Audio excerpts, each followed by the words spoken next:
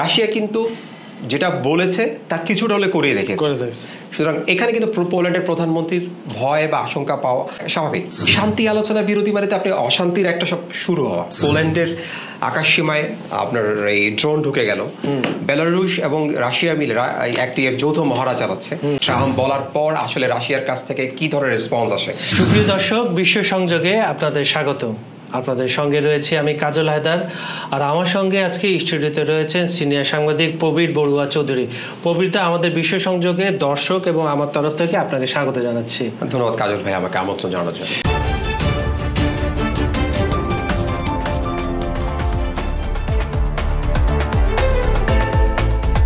মূল অনুষ্ঠানে যাওয়ার আগে আমরা দর্শকদের কিছু কমেন্ট আসছে, সেটা পড়ে নিই। মুস্তাক নামে আমাদের এক দর্শক লিখেছে, ন্যাটোকে এই যুদ্ধে জড়ানোর জন্য এটা একটা পরিকল্পিত ঘটনা। আপনি যেটা বলছিলেন আর কি, যুদ্ধেতে অনেক কিছুই হয়।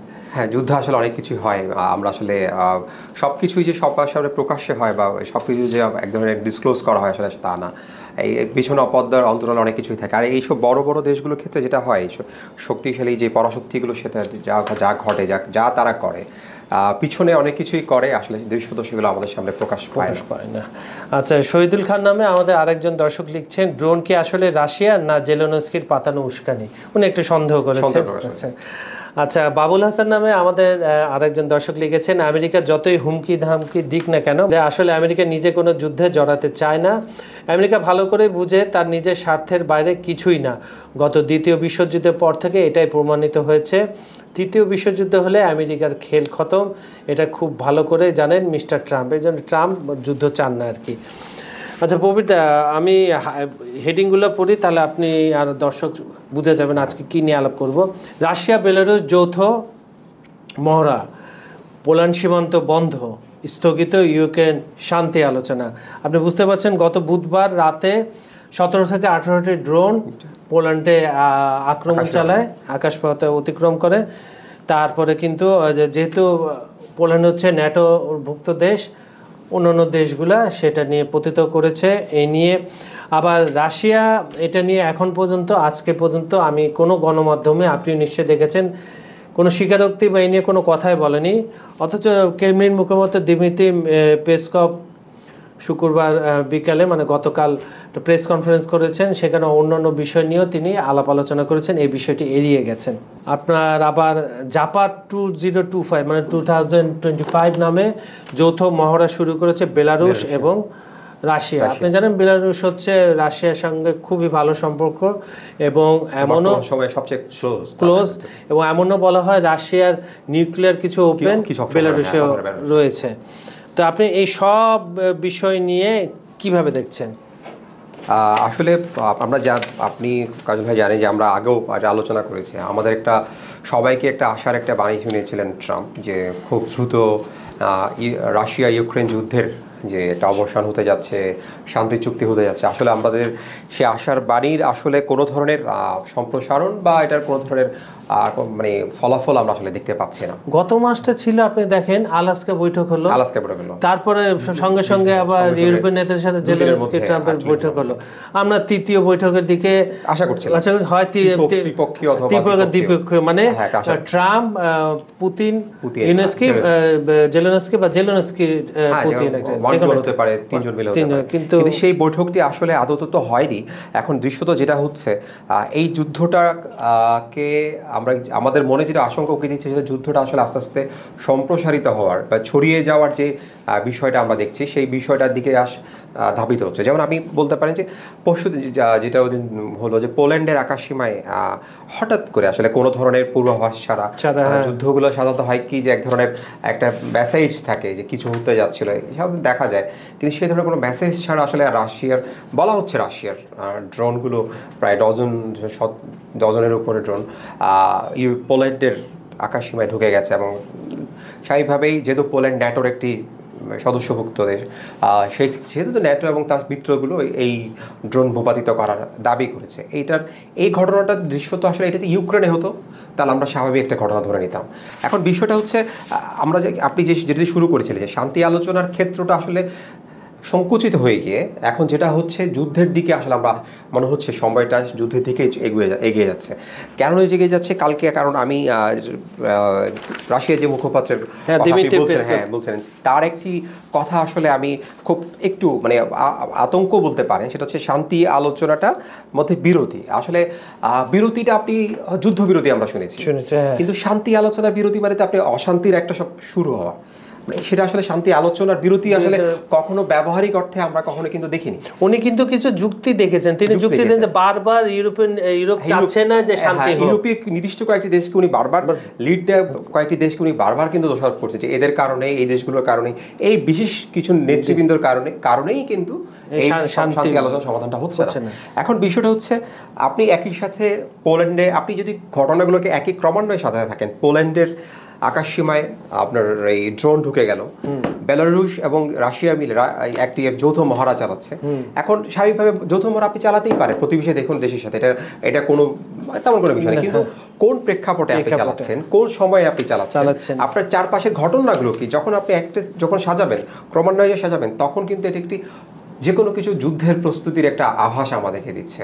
কারণ আপনি যদি আমরা বলছিলাম যে হিয়ার ইউ গো ট্রাম্প বলার পর আসলে রাশিয়ার কাছ থেকে কি ধরনের রেসপন্স আসে, রাশিয়া আসলে মুখে কোনো ভাষা দেয়নি, মানে রেসপন্স করেনি বা তার কোনো দাপ্তরিক কোনো ভাষায় সে হিয়ার ইউ গোর কোনো ব্যাখ্যা দেয়নি বা প্রতিবাদ জানায়নি। সে তার ব্যাখ্যায় এখন সে বেলারুশের সাথে সামরিক মহড়া দিয়ে একটি ব্যাখ্যা তৈরি করেছে।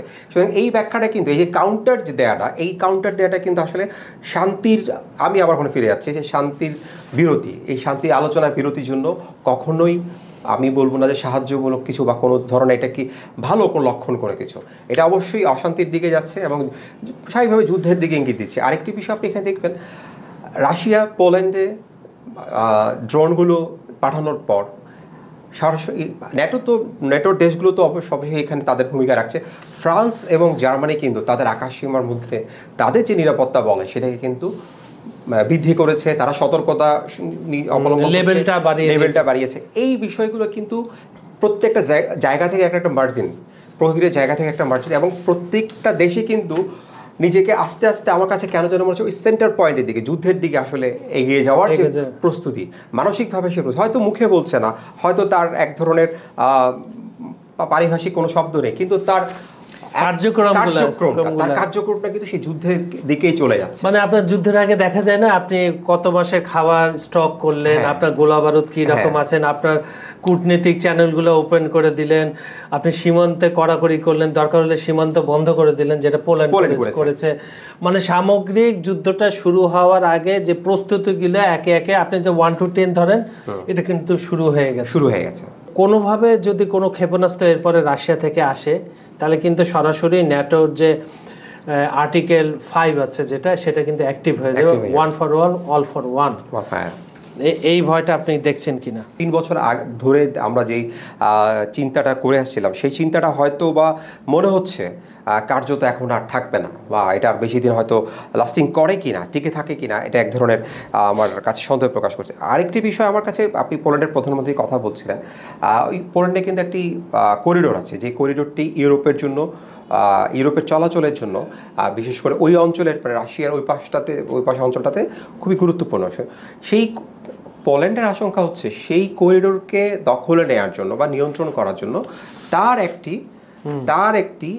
এই তার যেহেতু তার বড় একটি মানে তার চলাচল এদিকে, তার ইউরোপের বিভিন্ন দেশে চলাচল, রাশিয়া বেলারুশের যেই এখন মহড়াটি হচ্ছে সেই মহড়া, সেই মহড়ার থেকে এখানে তারা একটা অনুশীলন করবে, প্র্যাকটিস করবে।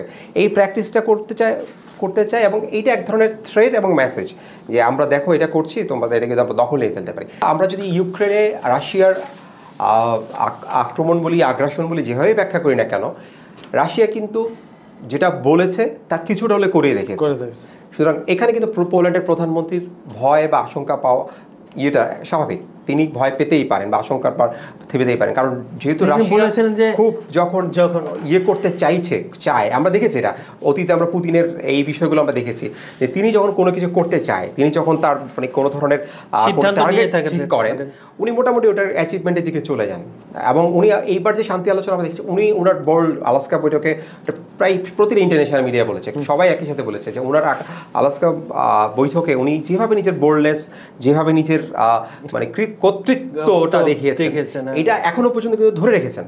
এইটাই এখনো আলোচনার বিষয়। আসলে কতদিন ধরে রাখতে পারেন সেটা পরের বিষয়, কিন্তু উনি যেটা বলেন সেটা কিন্তু কিছুটা হলে করে দেখানোর চেষ্টা করেন। সেই কারণে আমার কাছে মনে হচ্ছে পোল্যান্ড যে আশঙ্কাটা করছে এই মুহূর্তে, পোল্যান্ডের সেই আশঙ্কাটার মধ্যে আসলে এক ধরনের যুক্তি আছে। রুশ প্রতিরক্ষা মন্ত্রণালয় এদিকে দাবি করছে ড্রোনগুলো ইচ্ছাকৃতভাবে পোল্যান্ডে লক্ষ্য করে পাঠানো হয়নি। ক্রেমলিন মুখপাত্র দিমিত্রি পেসকভ বলেন, ওয়ারশয়ের অভিযোগ নতুন কিছু নয়, ইউরোপের দেশগুলো স্বাভাবিক রাজনীতির বক্তব্য এটা। তার মানে একটা জিনিস রাশিয়া কিন্তু বলে দিয়েছে, এটা টেকনিক্যাল ফল্ট হতে পারে, যে এটা ইউক্রেন যেতে যেতে কোনো একটা কারণে এগুলো পোল্যান্ডে গেছে। এটা রাশিয়ার বক্তব্য আর কি। রুশ প্রতিরক্ষা মন্ত্রণালয় এ দাবিটা জানিয়েছে। যেহেতু এখানে দুঃখ প্রকাশের কিছু নেই বা কি বলছে না, এবং কথাটা পরিপূর্ণভাবে পরিষ্কারও করছেন না আসলে কোথায় যাওয়ার কথা ছিল তাদের, তাহলে এখানে কিন্তু আসলে কিন্তুই থেকে যায়। তারপরে ন্যাটো যে ধরনের রহস্য সৃষ্টি করেছিল, এখন রাশিয়া সেই পথে বা কিছুটা কৌশল এখন একটা কথা বলে না, everything fair is love and war, মানে সবকিছু যুদ্ধের ক্ষেত্রে আসলে আপনি কোনো কিছুকেই আপনি মানে দোষের খাতিরে ফেলতে পারবেন না। কারণ সবকিছুর মধ্যে সুপ্রিয় দর্শক, আজকের অনুষ্ঠানটা, এপিসোডটা আপনাদের কেমন লেগেছে আমাদের জানাবেন, আমাদের কমেন্ট করে জানাবেন। আর এখানে আপনারা যদি কিছু জানতে চান অবশ্যই আমাদের কমেন্টে লিখে পাঠাবেন যে এই বিষয়ে আপনাদের কাছ থেকে আমরা জানতে চাই, আমরা অবশ্যই সেটা প্রচারের ব্যবস্থা করব। আর আমাদের ভিডিওগুলো লাইক, কমেন্ট ও শেয়ার করবেন, আমাদের চ্যানেলটি সাবস্ক্রাইব করে রাখুন। আজকে এখানে বিদায় নিচ্ছি, সবাই ভালো থাকবেন, নিজে নিরাপদে থাকবেন, অন্যকে নিরাপদে রাখবেন। ধন্যবাদ সবাইকে।